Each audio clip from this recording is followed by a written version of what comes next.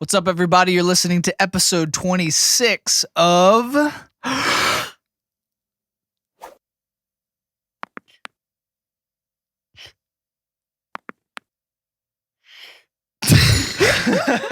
That's too weird. I win. Just Breathing with Laud Lungs. And I'm joined by my wife, Brittany. And yeah, so I got to go shooting yesterday. It was amazing. It was amazing. I already printed out my membership applications. I'm going to get that in. Oh, nice. So that we can go in. And I was just talking to my friend that took me, and he was saying that spouses are free. Yes. Because I printed out 2 applications. I was ready to pay. I am so thankful. It's definitely worth it. It's definitely worth it. I definitely want to go. It's like... And that makes me even happier that it's free for me. Yeah. I still got to look it up because it's not on the application. Okay. But it might be on the website. Okay. So I'm not sure. But, oh my goodness, it's so worth it. It is so worth it. Now, we don't have all of the things that he brought out for us to play with yesterday. Right. But it's still fun. It's still fun. Even if we did like one thing. Oh, yeah. It's still cool. And what's cool is like the organization or club or association, I think is the correct term. It's like a sportsman association. Mm-hmm. So it's like not just like a shooting range. Oh, okay. So they have fishing ponds that you can use at any time. They have Can kids go? Can your kids come with you? I think for like some fishing or activities. something? Yeah, for some activities. And I don't really know, there's not really any age restrictions stated Right. on the application process for guns. Oh, wow. Now, I would like a kid to be able to hold the weapon, Yeah. Before I ever was like, shoot. Yeah.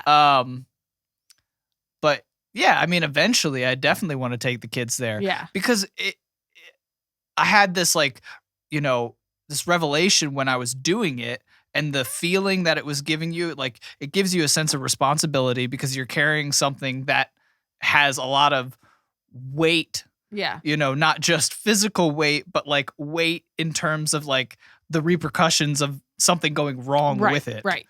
So like there's this huge feeling of responsibility while you're doing it. Mm-hmm.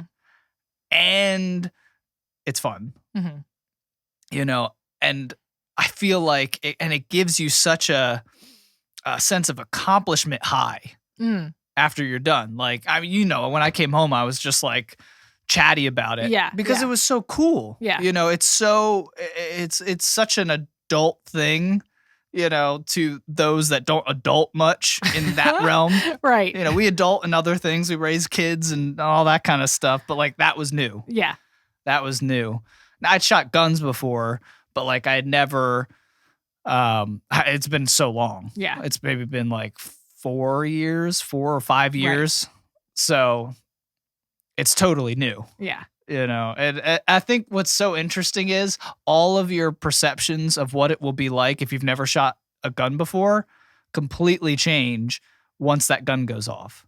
Oh, yeah. Because like the first thing I fired, I was like, I didn't expect that. Like it completely took me by surprise. The feeling was different because you just bring all of the movie, things with it. Yeah. And you're like, it's going to be like this. And then it's not, or your video games or whatever. Right. Whatever you bring into that visual, and it's not. It's not. It was difficult, and it took a while to get used to it, but it was easier than I thought in a weird way. Even just like pulling the trigger, I thought would be more difficult, but it's not that difficult, which is, again, the responsibility factor. Right. It's scary that it's so easy to pull the trigger. Yeah. But it was cool. It was cool. I'm excited to take you. Yeah. I really want to go. I always liked shooting. Yeah. What did you shoot? I have no idea. You have no idea. Who was with you? I shot when I was really young. And I was like with my friends and with their cousins. Okay. So like I trusted my friends. Like, they were all safe about it. But now that I think about it. Like adult cousins or? I think some of them were adults. Yes. No, there was adults there, but they were all like they were like young people. Okay. Like, that's fine. Yeah. But anyway, so they taught me how to shoot. Mm-hmm. So I got to shoot some like in their backyard because they lived in the country. Yeah. And you shoot pistols or you shoot rifles or did you shoot like a mix of things? I think I did both. Okay. Yeah. Yeah. So, and it was really fun. And ever since then, I was like, I want to do this more. But I never had the chance to because I didn't need a gun like in college. Right. You know, right. I lived with my parents in college and like commuted to save money. So it wasn't like I was ever like out on your unsafe. own. Right. Yeah. Right. So I just never needed to. Except for that one time that you told the story about the axe. Oh yeah. But I was in my house and I had an axe. So. And what happened? So the story goes, I was at my house one time alone, and I was in the basement and I thought someone came in. Like I thought I heard the door open and like I thought I heard someone walk in. Yeah. So I called up because I was like, well, maybe it's someone from my family. And like, even though I knew that no one was supposed to be home right now. So I called up and like no one answered and I called again and no one answered. And so then I was a little creeped out because I was like, I am almost positive that someone just walked in the house. Yeah. Why are they not answering me? And why are they quiet now? Yeah. You know, like why don't I hear them walking around now? And so I like got the axe and then I just started yelling and I was like, I have an axe and I'm coming up. So you better get out because I'm armed. And yeah. That's like such a cool visual. I just want to see you with an axe. Like, so I was all pumped up. I started walking up the stairs with this axe. And you were just ready for it. Well, I'm not someone, I didn't want to hide. I was like, so I'm going to fight. Right. And so I came up with the axe and then there was no one in the house. We already yelled. So, I mean, hiding's out of the question right. now. So maybe it wasn't a wise choice, but I was like, I have an axe and I'm not going to be taken by surprise. Yeah. Yeah. Yeah. I don't think I've ever had any of those moments. I've been home alone and scared, freak yourself out type thing. But I don't think I ever had like, I mean, I've definitely freaked myself out. But I don't think I've ever had like a moment where I was like, I legit think something or someone was, you know, messing with me. I love that story though. Yeah. But I think, guns are so much fun. And especially when you get to kind of try a variety and just do a lot of different things, it's cool to just get immersed into that world. And at the time that I shot last, I got to shoot a ton of things, all kinds of rifles, all kinds of, you know, pistols from like modern pistols to like black powder, you know, light with a fuse pistol. Oh my goodness. Yeah. Wow. Not that exciting. A lot less. Sounds dangerous. Yeah, it's probably more exciting in that regard than the actual bang. Yeah. You know, a modern gun, it's loud. It's bang, you know. That gun, it was just kind of like and then like the bullet, like there was a little crack. Right. But it was nothing compared to like a modern pistol. That's pretty funny. Yeah. Yeah, it was a little, we all kind of stood around like, that's it. This is what the pirates used? Like, lame. Cannons would probably be different, though, if we heard that go off. Oh, yeah. But yeah, I mean, but at that time, I wasn't living on my own. Right. I didn't have any kids. I didn't have any, like, responsibility in that way at that time. So, like, I was able to enjoy it and then leave it. Yeah. You know, there was nothing about it that was like, I got to get into this. I got to get my own. Yeah, yeah. Like, I was like, if I want to do it again, I'll hit them up and say, like, when are you going back out? Right. But, like, now it's cool. Like, now it's like, I do have some responsibility. And, like, I do want to protect, you know, my family and things like that. And those wheels are more in your brain. Like, this time going to the gun range, it was more about like, I want to be proficient in case I ever had to use a gun. Right. Like that's a whole different mindset. So, you know, you take a little more reps and you pay attention a little more to footwork and where your hands are placed and how your wrists are moving and all that kind of stuff. So it was a different experience, but it's still so much fun. Yeah. It's so much fun. And people crap on guns all the time because of a few lunatics. Mm-hmm. And I heard today that there's going to be like some executive orders coming out. Oh, really? I don't know. I mean, it's the same thing with every president, something happens, like someone shoots somebody, which is going to happen in a world of what? How many people, how many billion people do we have? People are going to shoot people. Right. It's unfortunate, but it's very unfortunate. Yeah, but you can't. But it's going to happen. Yeah. Same like with knives. Like if we could go down a rabbit hole, but well, yeah, you could use almost anything as a weapon, and if you choose to use it poorly, right. It's interesting because, we don't hear a lot about the stabbings. I guess because it's not as eventful, and you can't get as many people with stabbings, but it goes on all the time in Britain. Oh, wow. And there are mass stabbings. Yeah. Not as many shootings, obviously, because they've taken all the guns away. Right. But yeah, it's definitely something that I have been able to, I don't know. I haven't met like a legit person that's been against guns. Mm. And I'm not talking about like I just haven't ventured outside of my 2A circles. Right. Pro 2A circles. Like, no, like I have friends that, voted for Biden or have always leaned in that direction, but also own guns. Yeah. You know? So it's just a weird thing because I don't know when we've ever legislated out something like crime. Mm-hmm. I remember a comedian talking about that at one point where he was just like, why don't we just ban crime? I remember that one. Yeah, you remember that? Like, why don't we just ban crime? If we could have that much authority, if we could actually make a law to stop crime, right? That sounds amazing. We should do that.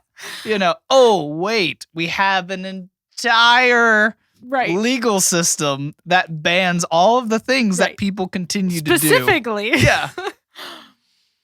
We would not have the issues we had in our country if people followed the law.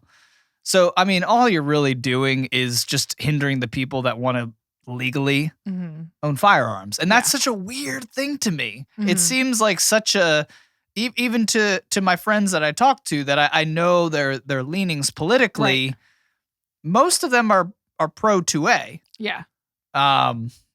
Second Amendment, if you don't know what I'm talking about. It's so weird. I thought it was interesting. I heard, so I don't actually know like a lot on this topic. Yeah. I mean, I have some opinions on it, but I heard someone say something the other day that I hadn't thought of before, but I was like, oh, that's actually, that does make sense though too.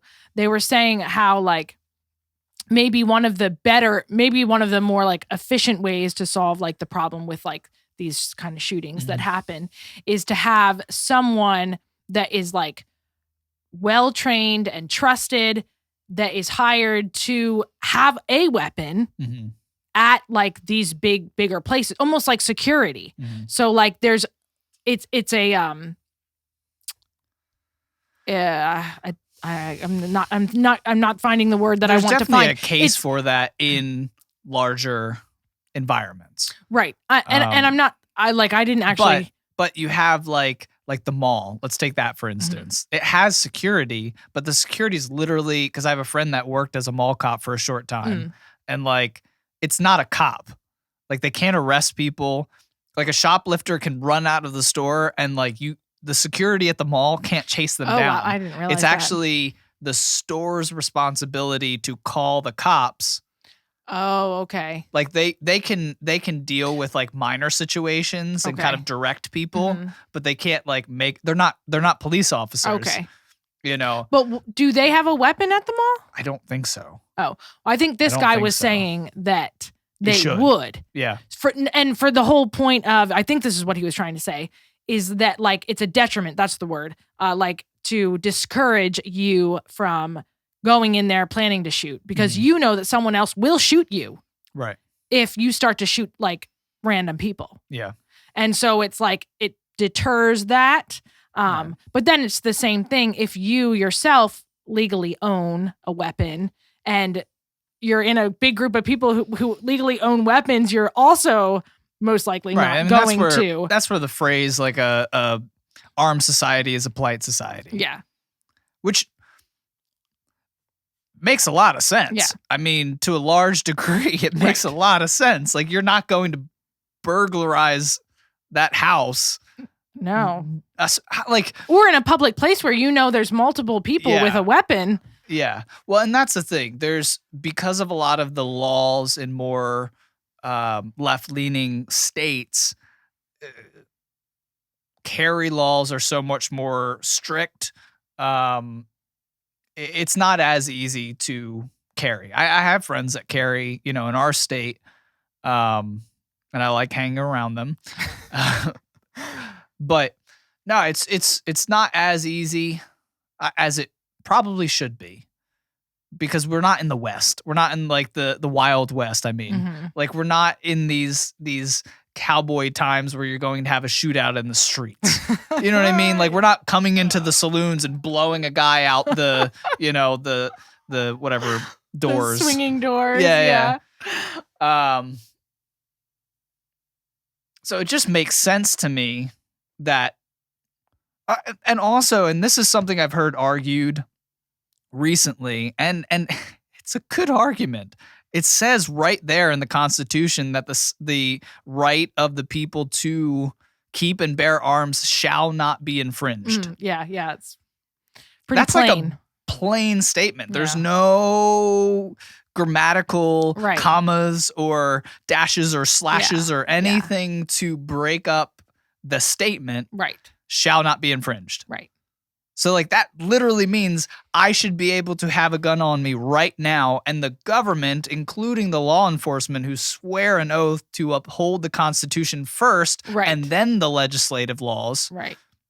Which that's a difficult thing for a cop. Yeah. Because there's a lot of legislation like gun laws that go against the Constitution. If the Constitution is here in what you need to obey as a enforcer of law, they swear an oath to the Constitution. Yeah.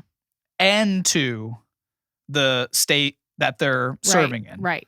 Or county that they're serving in. So it's hard, man. It's like, because what do you do when when some states have these laws where if like you cross state lines and you don't have your gun in a locked case, let's say like you're going into New York where it's very strict, and like you have your gun in the back and maybe you even have the gun and the ammo separate, which is fine for Pennsylvania. But like, I think it needs to be, I don't know all the laws, but I think it's more strict in the way that you're supposed to store it in New York. Oh, wow. So if you cross state lines and a cop sees it, you could get a felony. Whoa. You could get a felony charge. And there was a story of that. It didn't go through in court for kind of political reasons, and good reasons. But, this one lady crossed from New Jersey to New York for a casino, had a gun in the back that she legally owned, and got a felony on the spot when she got pulled over. Oh my goodness. For having a felony?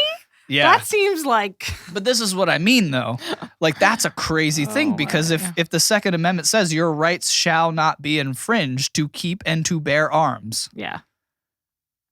Flip that. You know what I mean? Yeah. Same thing. It's so plain. Yeah. I mean, we're literally... The police officers in our country, in many cases, are enforcing laws that are in direct violation of our Constitution. Yeah. That's crazy. That is crazy. And I hadn't really thought about that until someone said it. And I'm like, man. Oh, no, I hadn't really thought about that either. You usually think that it just lines up, because that would make sense. Well, and we trust our law enforcement, most of us. We trust the laws that are in place. until you really start digging into them. And there's a lot of unjust and unfair laws that exist right now. I mean, there's so much that needs to be done for reform. Obviously, we know the reform that's needed within police departments. I mean, I was listening to a police officer the other day talk, and he was talking about there are so many police officers on the force right now that other police officers hate because they push the lines. They stay within legal bounds, but they do things that really endanger other police officers and kind of draw them into uncomfortable and potentially not good looking situations. Right. So there's a lot of vetting that needs to happen on the front end, yes, with the hiring process, but there's a lot of, he used the word eradication, not in a physical way, but eradication of these bad cops within these police departments. Yeah. And the police departments need to be empowered to have the ability to do it. Yeah. I don't know if I know there are like police unions and stuff like that. I don't know if they operate like, state unions, which are awful. I mean, state unions are just like, you could have the worst employee, and I work for the state currently. That's why I'm talking about it. But you could have the worst employee, and it could take you a good 6 months to fire them because you literally have to build a case that's irrefutable to the union. I see what you're saying. Especially if the person belongs to the union, like as a due-paying member, because then they have like legal services available to them to fight back. Right. But like, you should have.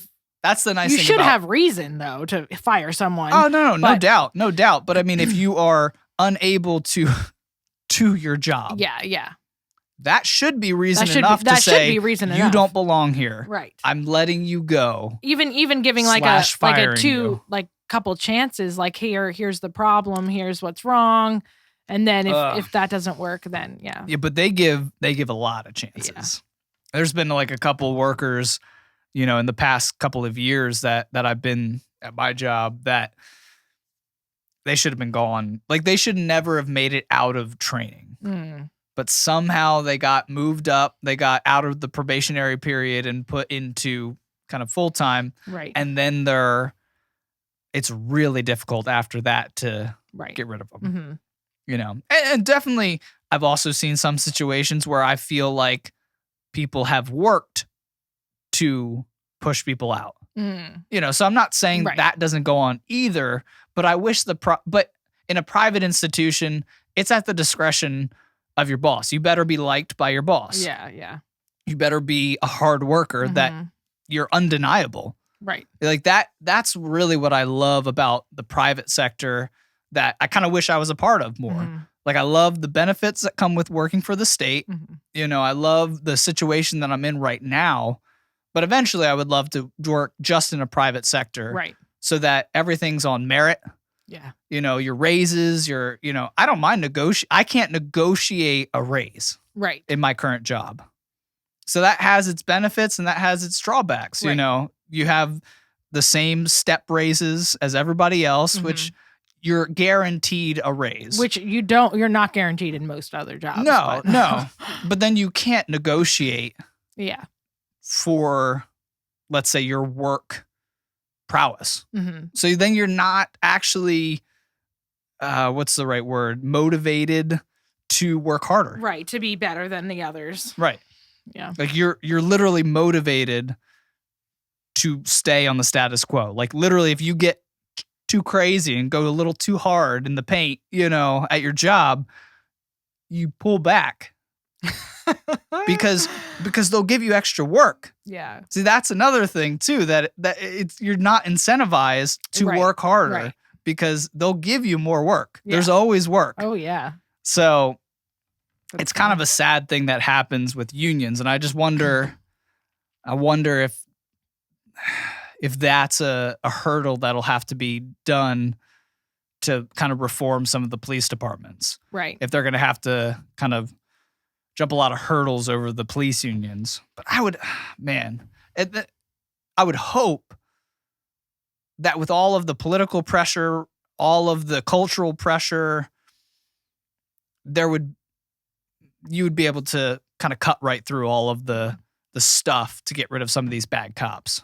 Yeah. You know, and I'm not making a point about bad cops. I'm saying they exist because I gave the example of bad employees that exist in my job. They're everywhere. I was just about to say that. It's like, I mean, if you look at almost every like major function of that like helps society, like there's always needs to be reforms. Like you think of like in healthcare, you know, there's always some people who like just don't care or aren't doing their job well. There's a lot. And that's not okay either. Yeah. So like it's not like it's just there. I would say you know, it's more prevalent than people want to believe. Yeah. All I'm saying is I think sometimes we do this in our society where like we see like one thing happen and there's like a problem and then like we just like hyper focus and we feel like we have to fix like everything in the world to like make that one thing fixed. Yeah. Where really we should see a problem and we should try to fix it. It doesn't mean like everything is bad now. Right. It just means like we need to work on whatever it was and like see if we can make it better. Well, I mean, you have like the trial going on right now for Derek Chauvin. Mm-hmm. You know, the cop that allegedly, and people refuse to continue to say this, but allegedly was involved in the death of George Floyd. Mm-hmm. And it's so crazy to follow because culture, the media have already decided his fate, which is terrifying. If a normal person steps back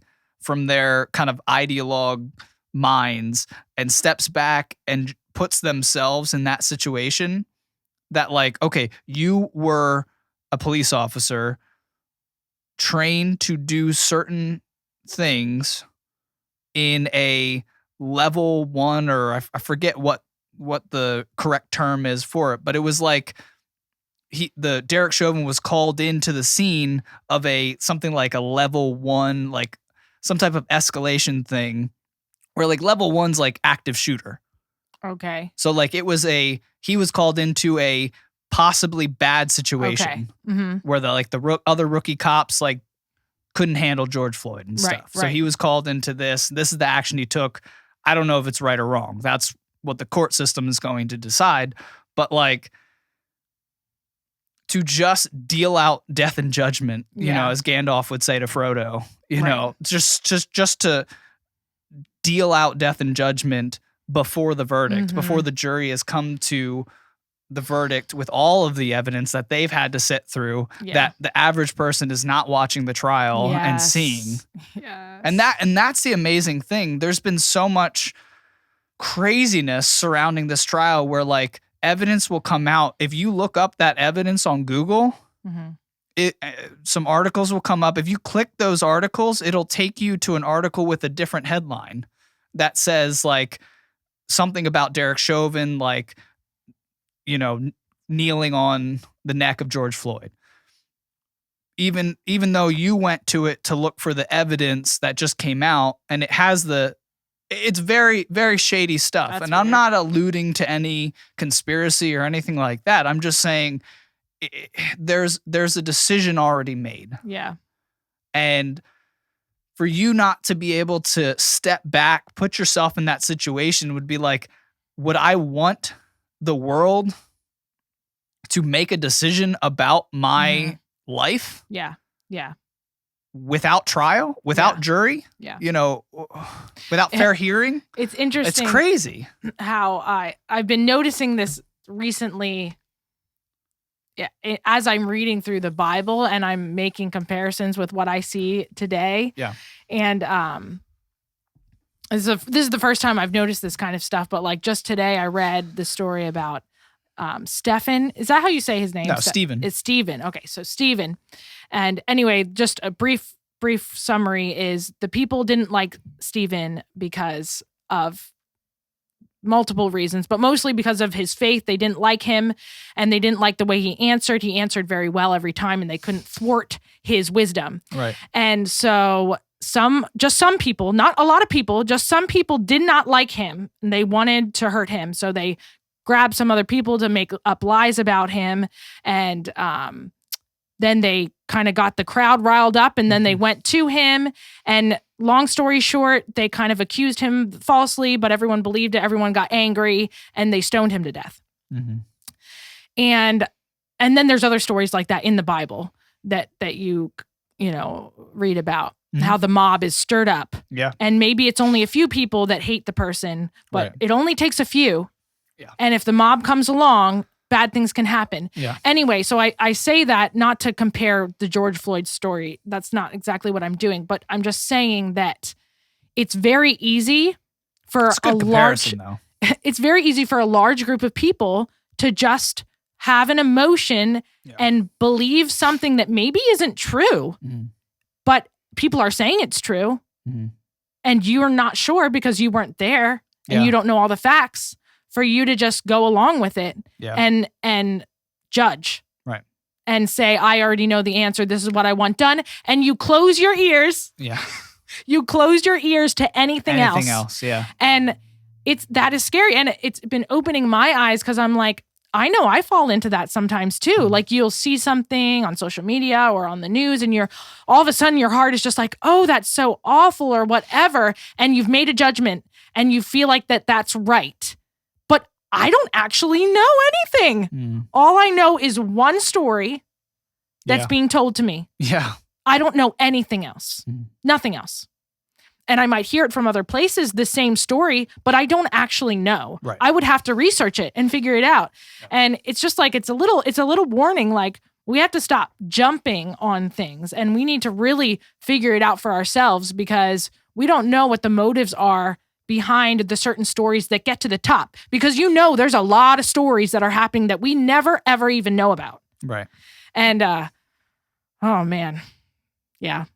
Well, this story fit a particular narrative that was very, it was funny because you were saying, I'm not making a comparison, and I'll make the comparison. There's the religious leaders that riled up the crowd to stone Stephen. And the most beautiful, that's my favorite story in the Bible, actually. One, because of just the way that he approached the crowd. He took time and he explained himself fully. Like, he went all the way back. And he explained basically Jesus, to the people through the stories that they believed in. Yeah. He went through the Pentateuch and all of the stories of the Old Testament so that the Jews that were present could understand intellectually what he was talking about and why it wasn't blasphemy. Right. He was making a defense for himself.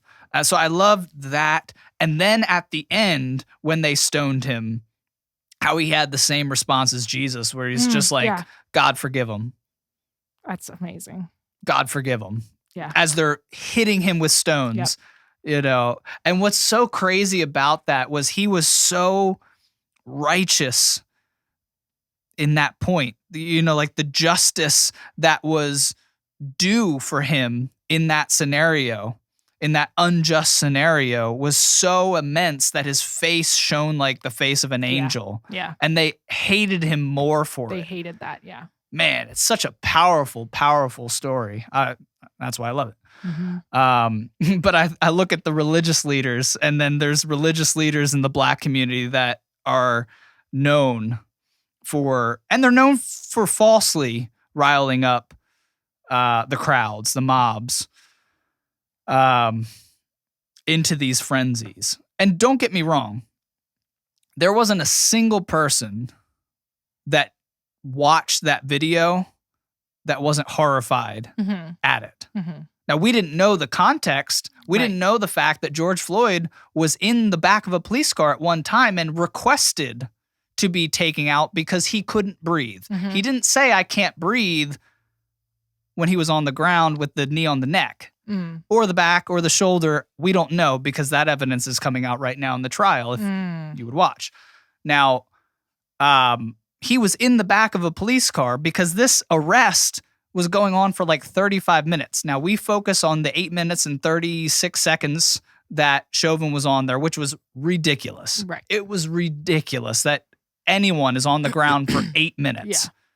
And we all had the same reaction to it. Mm-hmm. Bad. Bad. Mm-hmm. But it's so interesting because then we just jump to kill the witch, burn them at the stake, right. Hang them now. I mean, I really do think we're at a point in this whole thing where I don't think it would satisfy anything, but I think the people want a public hanging. Mm-hmm. I think that would appease so many people's bloodlust, which is scary too, because and that's what we're like going back in the day when we used to like hunt witches. Yeah. Where we used to like, it's not good. It's not good. And I was listening to an interview on this show, The Roommates. It's called. There's this, I forget the host's name, but he black guy. He really is trying to help foster more healthy, manly men, and not a manly in a negative context. Man's man, like not with any negative connotation, but what he's found is in the black community, because of the amount of single motherhood, that it's really effeminized men. Like, so he gave an example I thought was really beautiful today when I was listening to it. He was talking about, the fact that because there's not a lot of men in the household, like, a boy or maybe an adult male goes to prison, and his mother doesn't say like, yeah, you deserve that. She says, that's my baby. Because that's her inclination as a mother is to always be there for her child. Yeah. And I think that's a natural inclination as a parent, but men are more inclined to deal out justice and say, you deserve to be in there. Oh, I see. You robbed that store. You killed that guy, or whatever the situation might be. So you're saying there's not a dad there to say that. There's not a father to say, you need to learn from this. Yeah. And that's really a father's role. Whereas a mother is more compassionate. Yeah. A mother is more, but what this guy was saying, it really effeminized men in black communities. And that's what he has a lot of like different men on, and he has women on, like the interview I watched today with Candace Owens. But like his focus is really to try and build better men and build a better culture within the black community. That's cool. It's really cool. But Candace Owens was talking today about some of the stuff that we're engaging with right now. And she had some really good points, So I'm just kind of plugging this to say, if you want to hear two black perspectives talk about this, they touch on it a little bit in the interview. This is The Roommates. You can find it on podcasts or YouTube. That's where I watched it. That's cool. But yeah. Yeah, she has some pretty strong takes. Yeah. Obviously, if anybody's ever engaged with Candace Owens before, she has way stronger takes than I could ever imagine taking. And she also made some good points, because the guy interviewing her, she's known for this kind of brashness, this sort of fieriness. And it's always so funny, because people on the other side of the political spectrum can come back and curse you out and say all these nasty things, but they're not getting stigmatized as being a bully. Yeah. But she gets stigmatized as being like an online bully. She's always defending something or attacking something, or, they always accuse her. It's funny how defending something is a bully, but. Yeah, well, it is now. Yeah. But what she was saying is she has to kind of have her dukes up in that way to really get through the noise of it all. Not because she wants to be mean, you know, like, because he was referencing all of the stuff that the back and forth she had with Cardi B. Oh, yeah. You know, after the Grammys and stuff like that. And she's like, you know, one, I was right, you know, so I'm just making it known publicly. I'm going to say it loud and proud because I'm right. Right. You know, also, you know, you're not going to, like, because Cardi B came after her first. Mm-hmm. You know, she said something on a news interview, not to Cardi, just about the performance. And then Cardi, out of all the people commenting on it, focused on her because they've had, you know, back and forth in the past. Yeah. Also, I think Cardi respects her in some weird way. And like, because she has a great life. Yeah. She has a husband. Mm-hmm. She has a child now. She has a great life. Yeah. And she's happy. She's very, as most conservatives and as most people of faith are. Right. Because they have moral grounding. Yes. We can get into a whole conversation there if we want. And she talks about that in this podcast and does a much better job than I could ever do. But you know, she was just talking about the fact that you're not going to come into a situation when someone's roaring like a lion. You're not going to come into a situation like a mouse and just kind of peep, peep, peep. Yeah. And expect your point to get across. She's like, no, I'm going to make sure my point, which is correct, is heard loud and clear. Right. And if people want to put some sort of stigma or put some sort of perception of me on my response, that's fine. Right. But she's like, no one ever wants to engage me in the content of my answer. Right. Or my response or my defense. Because they don't know how to Exactly.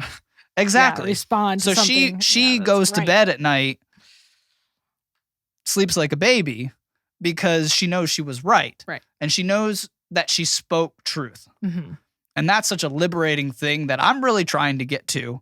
You know, I don't want to ever mince words. I don't want to ever not speak truth. I do struggle with attacking specific people. I know that when people get fame or they get, you know, into political, I always say, like, if you go into politics, just expect to get attacked. Yeah. You know, and expect me to attack you. Yeah. If you do something stupid. So, that's part of it. Right. Can I just say, so the other day, so once again, like, I feel like I always have to preface this, that I don't know everything that's going on right now, but I did hear something the other day, like a certain governor said something about just the things that had happened in his state, and he was kind of defending his decisions and the state. And I was just very impressed at how gracious that he did that. Like, he spoke about the person who he was talking against, but he didn't say anything mean about or negative about them. He was just pointing out the things that they did. And he was saying, that's not right. I can see how this is not genuine because of such and such. And he was pointing out how it was wrong and how it went against certain things. Anyway, I was just very impressed because he named the person, but without really attacking their character. Attacking the person. Yeah. Like, he didn't really disrespect them in any way, but he did say that what they did was wrong. Right. And he did point out how it was wrong. Right. But that's the problem, is there's not enough of that going on. It's all a character battle. Right. I love that, though, because that, even though I know it won't be fair, I'm sure people won't do it to me, but if I can have that attitude toward other people, that gives them the chance, like we've talked about before, to change. Mm-hmm. When you don't attack the person themselves and you're just saying, what you did here is not right, and this is why, it gives that person the chance to maybe apologize or change their ways. Yeah. And you can then still have a respectful relationship with them because you didn't put them down. You just said what you did, that act, choice, that was wrong. This is something that I want to talk about in the next home edition with children. Because it's really difficult, no matter what your perception is on parenting. Like, it's so easy. No, it's not. Just let them grow up a little more if you think that. Yeah, really. If you have like a baby right now, you are the luckiest person alive. Just give it a year or 2 or 3 or 4. It's not easy. It's not easy,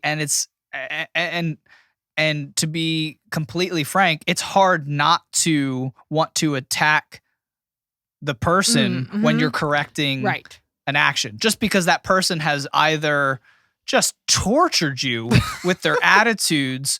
And it is like torture. When you're constantly breaking up fights, when you're constantly meeting needs, when you're constantly dealing with whining and just all kinds of psychological torture. It's hard not to want to take revenge in correction. You know, when you're training the child to not also in your anger or in, you know, the punishment that you deal out or whatever it is, to not attack the child. You know, themselves. Like that's a difficult thing that I really we'll talk about that another time. Yeah. But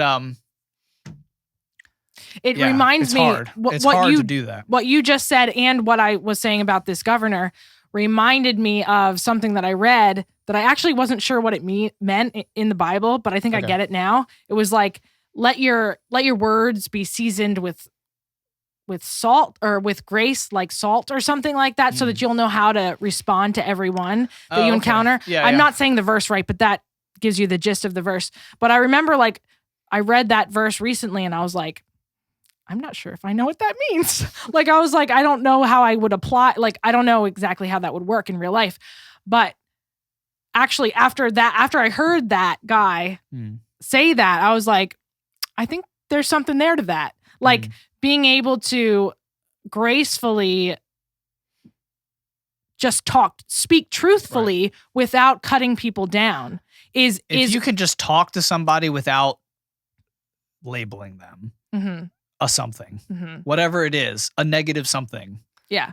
And you can fill in the blank for whatever side you're on, because we all have names. Yeah. You know, we have names for our own side. We have names to break up people and attack people on our own side. If you can leave that out, and if you can just attack the policy, you know, or attack the idea, or attack the, and it doesn't even have to be attack, it's just make known, and it's evident to everyone that this is not good. Like, maybe attack's the wrong word. Like, I mean, really, because I say this all the time, but truth is truth. So, like, when you make something known, it shows itself. Like, you can say, here it is, like, explain it or whatever. And it just explains itself then. People see it for what it is. You just have to make it known. And,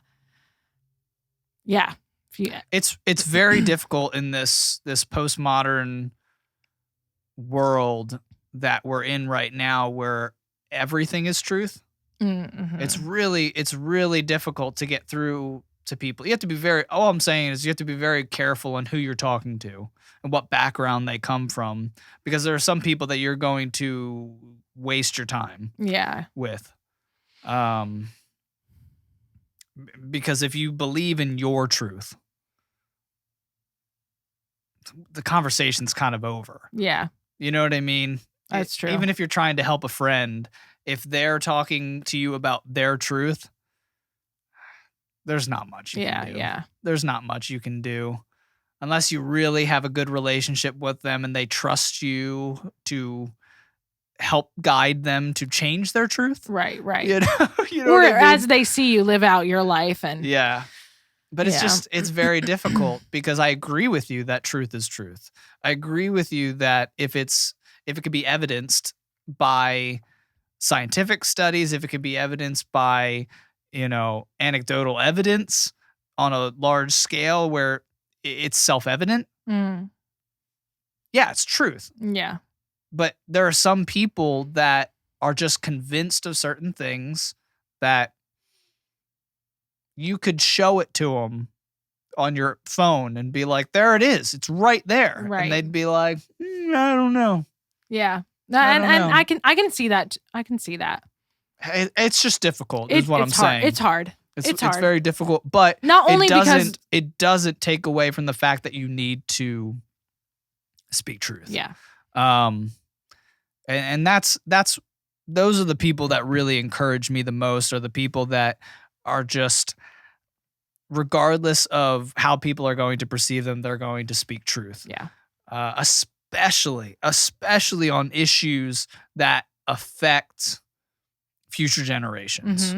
You know, like, and that's why I love Candace Owens so much. Not because I agree with her tactics always. I don't have that same demeanor where I'm going to go after a celebrity. You know, she feels it's necessary as part of her fight, you know, for truth. I don't yet. Maybe I'll get in that scenario and I'll feel like I have to too, but I don't think I will. Right. I don't think I will. But I respect her ability to fight now for, you know, she feels just a greater, what's the right word? A greater need to kind of push back on a lot of these ideas for now her children. Yeah. You know, and I feel that urgency. I feel a sense of urgency. Yeah, I'll just leave it at that so we don't have to get into any of the stuff right now. Because I'm still learning too. That's the danger also of sides. You know, some sides have already, back to Derek Chauvin just for a second, like some sides have already made a decision on his guilt. I don't think any side has really made any decisions on his innocence. I think the other side is simply saying, let's see how it plays out. Yeah. Which is, I'm glad. That's a good thing. Yeah, I'm glad that there's not just this. I'm sure there's some crazies out there that like, he's a cop, he's innocent. Yeah. No. Sorry. It's not the case. Even though technically that is what it's supposed to be, right? Innocent until proven guilty. Yeah. No, you're right. You're right. But I hear what you're saying. I think the entire country made a decision when they saw that video. Yeah. I mean, everyone said the murder. Yes. Even though nothing came out that he murdered George Floyd. Right. You know, we still don't know. You saw it and you just assumed that must be the case. An assumption's fine. I don't mind people having those feelings, and voicing them. Just be careful. Because the same legal system will apply to you. Oh, yeah. You know, when the time comes, if the time comes, which it hopefully won't. Yeah. But what I was going to say along those lines was just, now I can't remember. We were talking about like politics. We were talking about, doesn't matter. Moving on. Yeah. What else is going on in the world? That's a question for you. What other good stuff? Oh my gosh. Here's something to take us on a lighter note. I watched this YouTube video today. It was like, I think it was on the Guinness World Record channel. Oh, yeah. This dude, so you know what a plank is? The exercise? Yeah, the plank, the exercise where you're like down on the floor, kind of like a push-up stance on your elbows or on your forearms. This dude, he held the plank record and then someone else beat him in like a competition. And then he had to break that record. Guess how many hours he did a plank for? Well, I feel like I can guess right because I heard you say a number and you were like excited about it earlier today. But, did you hear me on the phone? Yeah, but I had no idea what you were talking about. Oh, okay. And I like kept on doing my whatever I was doing. But like so 8 hours or something? It was over 8 hours. Yeah, that's I think it was like 8 hours and 15 minutes. Like, what did he do when he had to pee? I don't know. I mean, it's 8 hours. It's like a night's sleep. Okay. Yeah. I mean, he wasn't drinking anything. Yeah. Or no, that's not true. That's not true. Did he eat anything? No, I don't think so. Wow. No, I think like someone gave him like a straw to drink from, to get some liquid. I don't know what he was drinking, but yeah, he was in that stance for over 8 hours. That's amazing. That's incredible. I can't do like I don't know how long I can do. I haven't tried for like a timed thing, but like I do like 2 minutes and I'm like that. I'm yawning. I feel like I would get really bored. Not only would I not be able to do it because I couldn't physically do it, but like I would be like, well, what was cool what do I do? for this thing, usually when it's like a public thing like this, you try to bring in some type of charity event or some for this, I think he brought in some type of groups to give like presentations on like some notable issue. Oh, okay. So like he got to watch it while he was there. Planking? Yeah, while he was planking, and like, but then, these people got some live coverage for the issue that they were, about raising money for or advocating for or something like that. And he was an older guy too. How old is he? I don't know. He looked like 50s. Oh, wow. At least. That's amazing. Yeah. But that was, I can't even imagine how much his feet hurt. Because like his feet were, like when you're in a push-up stance, like, you're on your toes. Yeah. Like he was like that for 8 hours. Oh, I can't imagine. I work out for 10 minutes and I feel like I can't move. So yeah. The guy's something else though. That's amazing to me. I bet he had like those like imprints like on his arms for like hours. Yeah. I'm sure like, well, it was funny because like the announcer came over and was like, announcing the time and that he had broken the record and given him the plaque and stuff like that. And he was just still in the plank.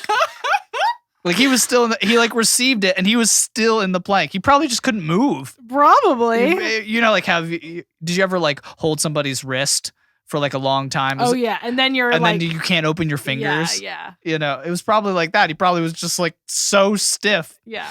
That he probably had to like lay there for a while. That's really funny though. When have you held somebody's wrist like this? What do you mean? You said when you hold somebody's wrist or when you hold your hand in a fist. Is that what you said? No.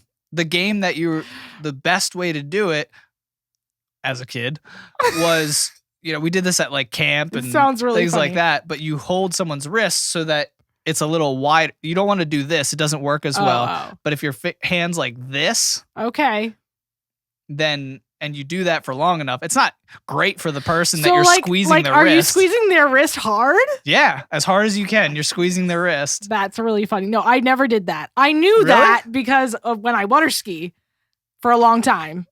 So I'm holding, skis. You are holding something. Yeah, and so there. I can't open my hands very well. Right. But I was like, once you said wrist, it took a couple seconds to compute. I think it was like you were holding someone's wrist that hard. What were you doing? It was like summer camp, long car rides to Disney. There was a lot of things that you had to make the time go by. That's great. This was pre-cell phone age. This was pre, car DVD age. That's awesome. Yeah. So we used to squeeze wrists. Oh man. That's freaky though, right? Yeah. It's so weird because so we would do that, and then like when we had done it long enough, I don't know how we decided that. Probably when like the person didn't feel me squeezing hard because like my hand was dead. Right. They would like slowly take your hand off and they'd like do this thing with their fingers and you'd be like, oh my gosh. And then they'd be like, okay, open. And then you couldn't do it. Freak out. That's so great. It was great. I miss dumb stuff like that. That's funny. Yeah. Me and my brother, we used to do a lot of dumb stuff. It was fun. But it's summer now, so we're going to do more dumb stuff. Yeah. Outside. That is for sure. Yeah. Our kids will make sure of that. Our kids will make sure of that. All right. Well, let's wrap it up here. Thanks, everybody, for listening to another episode of Just Breathing with Laud Lungs. We'll be back on Monday with Just Breathing Home Edition. We already got a little plug in there, preview for what we're going to be talking about. If that appeals to you, we'll see you Monday. And before you go on YouTube, make sure that you like this video, subscribe, hit the notification bell so you know when a new video goes up. What do you do on... You subscribe and you leave a review on Apple Podcasts. Too many things. And we'll see you next time. Love y'all. Bye.